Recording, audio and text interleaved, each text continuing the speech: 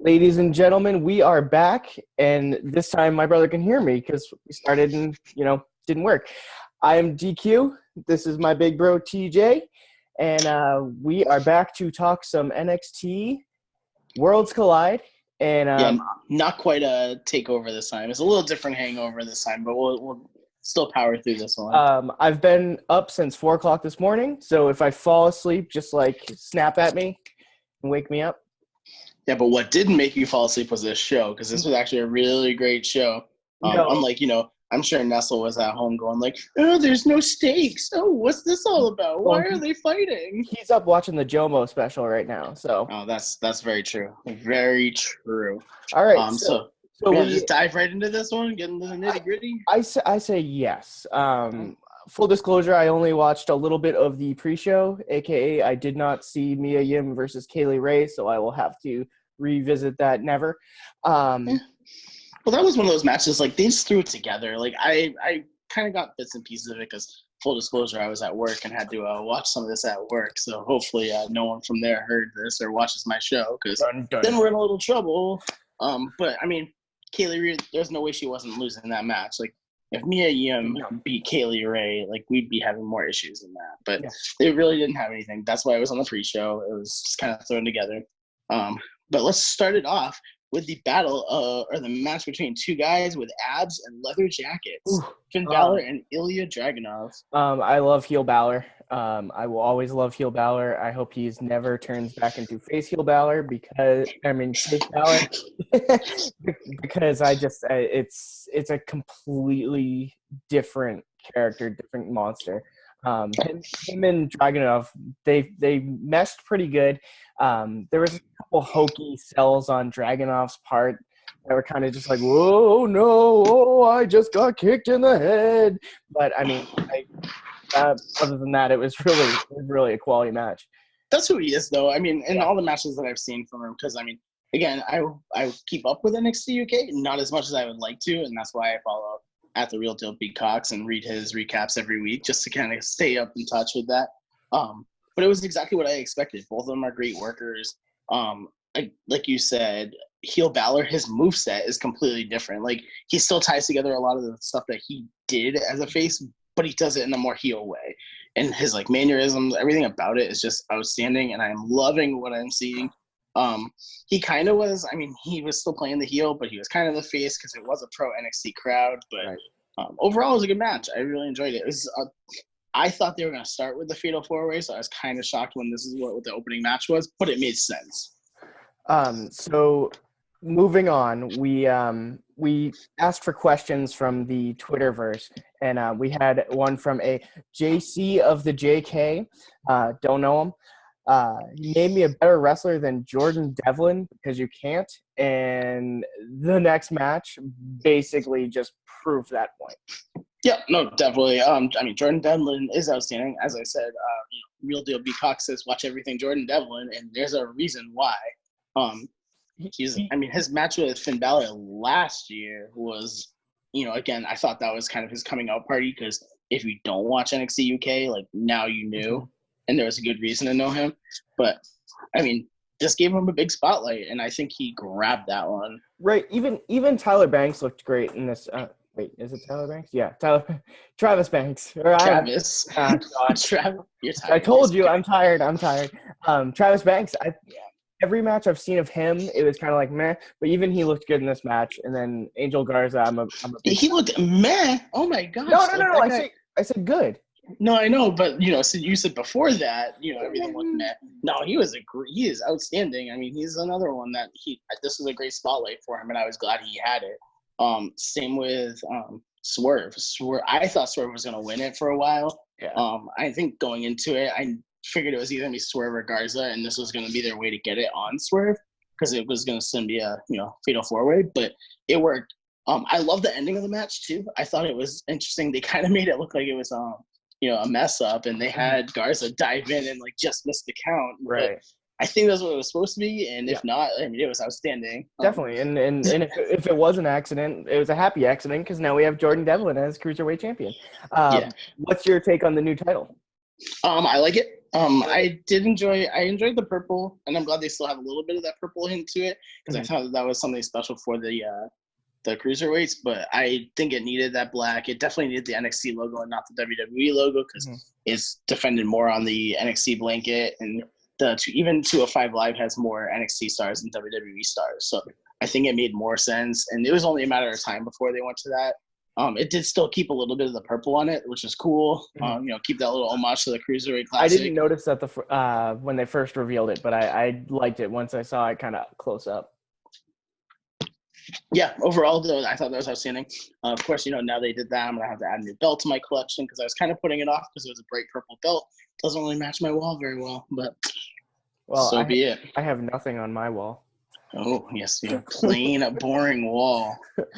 So, back to questions, we hit up social media, and our good friend at Aaron Turner asked us, who has the better mustache, Trent or Tyler? Your thoughts, Mr. Mustache? The answer is Dan Quinn. No, just kidding. I'm gonna go Trent.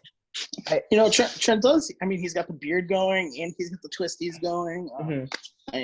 I was also gonna go Trent, but I mean, can't count out Tyler. And Tyler's only 21 years old, and he's got a pretty baller mustache. But he's also probably never shaved it since he was a child. So. Oh, he's probably a bear. He's one of those people that just shaves and like the next day it's like. Ugh, gross. But yeah, no, they built this one as a dream match, and it definitely was. It delivered. I mean, it didn't really, I hate saying it because, it's a Nestle thing, but there was no stakes to it. It was just kind of two face tag teams battling it out. Face versus face usually doesn't work very well. In this case, I thought it started off a little soft where they were like handshaking, playing it out like they were, kind of like playing on the playground, goofing off, and then finally they got into it. And once they got into it, it was great. Right. But, it was nonstop once it started, which was I could have done without the pose offs and the mustaches off at the beginning. Like, I get it. It's what their thing is. But, it's nice to see Gargano and Ciampa back together, even if it is just for a little bit. Now, kind of a side note, what do you think of if DIY stuck together for a little while? Because they don't really, at the moment, they kind of don't need them at the top of the card. No, they don't. I mean, if you read our fantasy booking, I thought it was going to be Ciampa and Gargano at WrestleMania for the NXT Championship. I still agree with you. So it could happen, but you bring these teams together to tear them apart eventually, and I think that's eventually going to happen. Ciampa's a way better heel than a face. NXT crowd is definitely behind Ciampa a lot more than Gargano these days, though, which kind of surprised me. So we'll see. I mean, Ciampa still has his match against Cole at NXT TakeOver next month, so there's still a lot going on. Especially as NXT has 3 straight months worth of pay-per-view shows. Speaking of TakeOver, they also added to the Balor-Gargano rivalry after, like, it kind of behind the scenes later in the night. Tyler Bate kind of tried to play the middleman, so we'll probably see a Tyler Bate versus Finn Balor, which will be a super hot fire match, I'm sure, down the line. So. Yeah. Nope, that definitely will be. Overall, like I said, it was a good tag match. I really enjoyed it. It was 2 face teams. I mean, it was great work. It was a great show. It entertained me. That's really all that matters, right? All right. On to our next matchup, which is a little bit of a rerun. We saw this a couple times in the past, but we have Rhea Ripley, the champion, versus Toni Storm. Before we dive into that, how do you feel about this whole just the NXT championship, not the NXT Women's Championship that's going on right now? I'm fine. I mean, does UFC say like women's champion? So I think that's probably what they're trying to go for, is just call it a day, because it sounds like it's just going to be the Raw Championship and the SmackDown Championship as well. Yeah, and I mean, I had read it online before I actually watched NXT on Wednesday, so I was like, oh, it'll be interesting to see how it goes. Yeah. It didn't even bother me. Like, it didn't even click onto anything. It also could just be because Morrow is like money on the mic, and I don't even notice half the stuff because it's just so amazing. Yeah. Did you miss him? Did you miss him tonight? Because I thought Timmy Phillips, like Chris Jericho used to say, and Nigel McGuinness did a great job. Yeah, I think they did an outstanding job. I mean, it was a good mix. I thought it was new. It added that neutrality because Nigel's on both shows. Tom Phillips is just a good commentator. I really just think anyone who shits on Tom Phillips just needs to shut up because he is a great play-by-play. Except for Corey Graves. Corey Graves can trash Tom because it was just funny. Yeah. It's part of their shtick.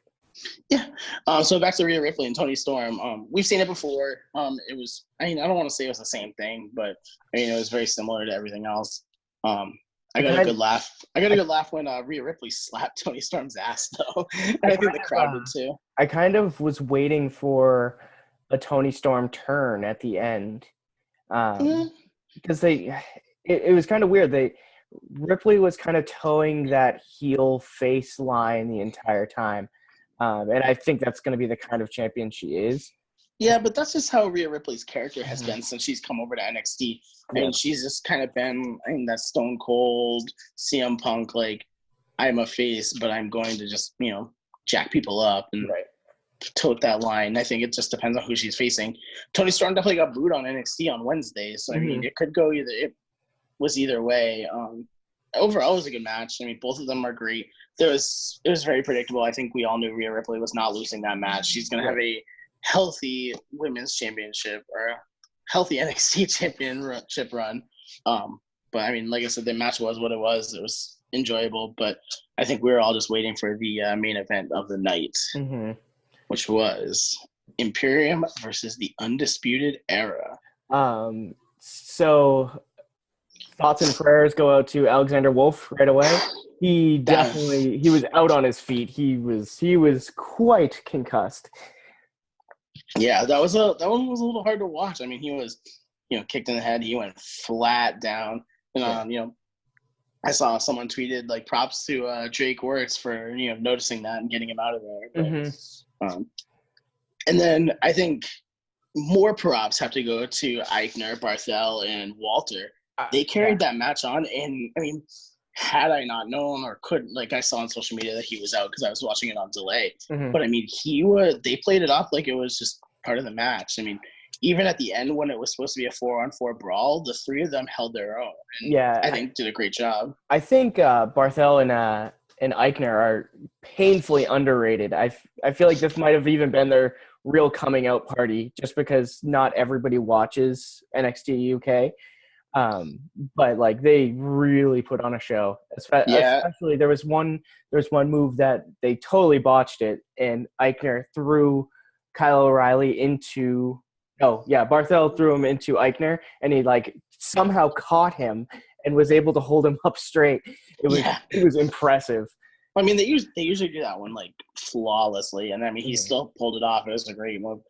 You say it's their coming out party. That team had some really outstanding matches with Lorcan and Birch, and I think that was truly their coming out party. But the fact that they're now paired with Walter, just you've made it even bigger. I was a little disappointed that I thought that they were going to win the Dusty Rhodes Classic, but it makes sense the direction that they're going. Right. But back to this match. Is definitely not over. I'm interested to see. I have a feeling that they're going to do Adam Cole versus Walter at some point, whether it be at TakeOver Tampa or if they do it at WrestleMania or they do it somewhere else. I'd be okay with it at WrestleMania. Yeah, well, that's because we're biased and we're going to be there. So, that would just be an outstanding match. But I think that it's definitely not over. Especially, they're going to utilize that concussion as a story, and they're going to say that they took the person out, and we'll have to see where it goes. But I just don't think that they were just going to drop this whole thing and be like, "Hey, this is it." But we'll see. What's your take on Walter? I know Nestle's not a big Walter guy. I love Walter. We're shitting on poor Nestle. I know. I'm sorry. I'm sorry, Adam. I'm sorry. Who the fuck is Adam? I'm sorry. That's his kayfabe name. I think Walter's outstanding. There's something old school about him. I me, I'm a man who loves wrestling history, and I've been popping in and out and watching a lot of the old Royal Rumble matches lately, leading up to tomorrow night or tonight or whenever you're watching this. And he just reminds me of some of those really older wrestlers. He's slow, he's methodical, he's powerful. He does throw in some of those bigger moves, but there's a reason he's the ring general. He's very, very slow, and he's charismatic in a way that's not charismatic, and there's just something special about him that I just really enjoy. And his entrance is just outstanding. It's probably one of the better ones going right now. The one thing that I don't love is when he does the top rope splash. It's kind of like one of those, like, does he really need to do that? Probably not. It kind of works for him though. It's like, and I look at that one as the Macho Man elbow. Like, it's one of those, like, you get a big guy who's doing like a big move. Like, and granted, the Macho Man elbow is really iconic.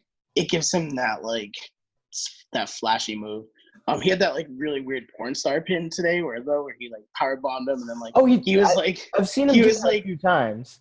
He was like doing a yoga pose on top of him, like none of his feet were on the ground. I'm like, I know, what is he doing? Poor Bobby Fish, that could not have been comfortable.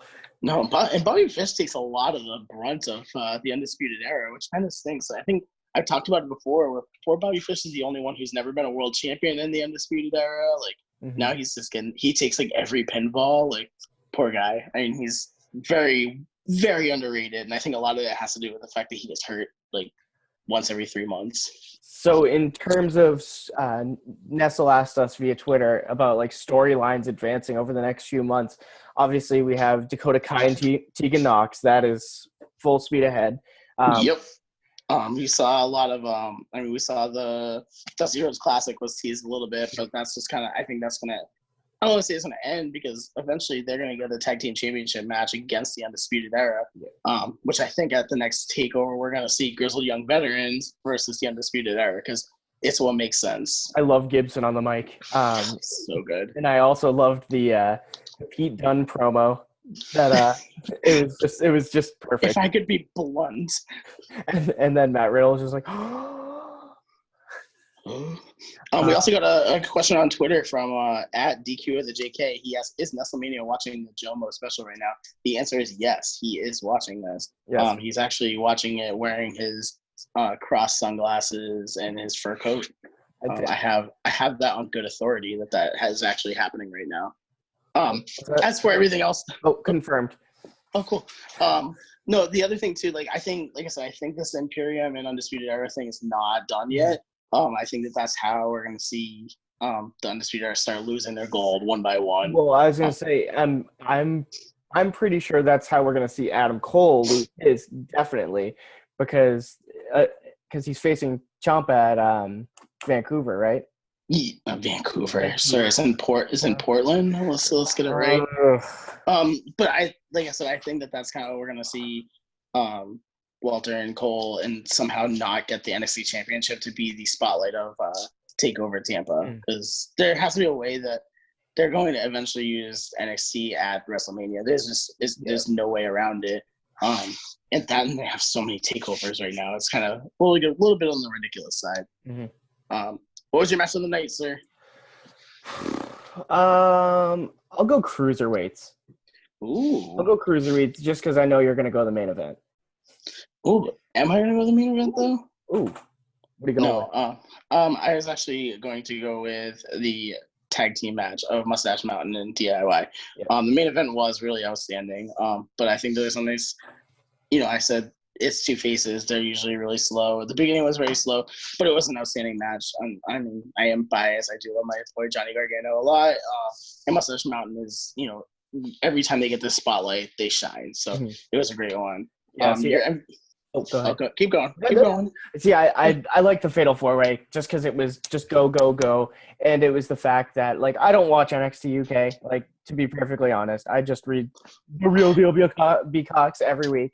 But I mean, Devlin just stole it for me, and yeah, so he is just an outstanding star, and I mean, it'll be interesting. I'm hoping that we see him more on NXT TV now that he's the Cruiserweight champion. But we will see. And then that goes into your MVP of the night, which I think we both discussed on the side, and I think we both agree that it was Jordan Devlin, in a very well-deserved moment. He stood tall. I thought it was interesting that he stood tall, and it was Swerve that was just sitting in the ring by himself pouting, and not Garza, who just lost the championship. So it'll be interesting to see what goes on from there. Now, if you have to give a runner-up, just because we are kind of in agreeing on that, I would totally give it as a co-runner-up to Eichner and Bartel. Oh, yeah. No, definitely. Either that or, Balor was outstanding again tonight and showing why he should always be on the top.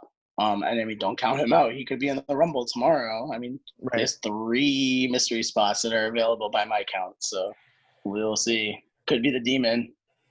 We could get Demon and Fiend. I don't think we're getting Demon, but I hate you so much. I know. All right, and because I'm terrible at it, you can socialize.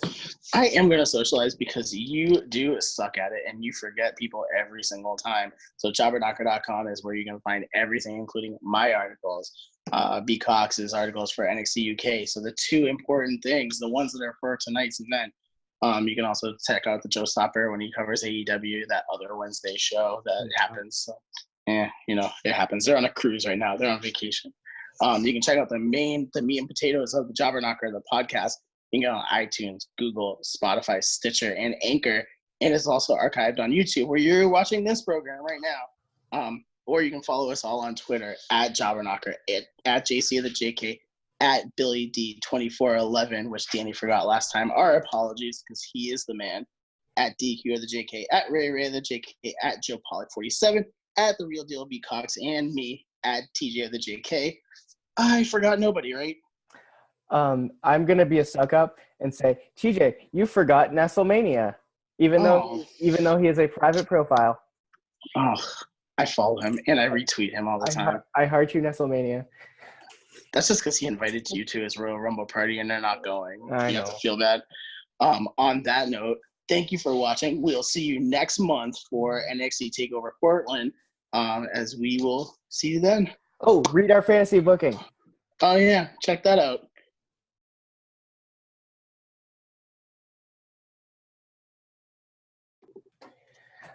Ladies and gentlemen, we are back with another edition of... No. Oh,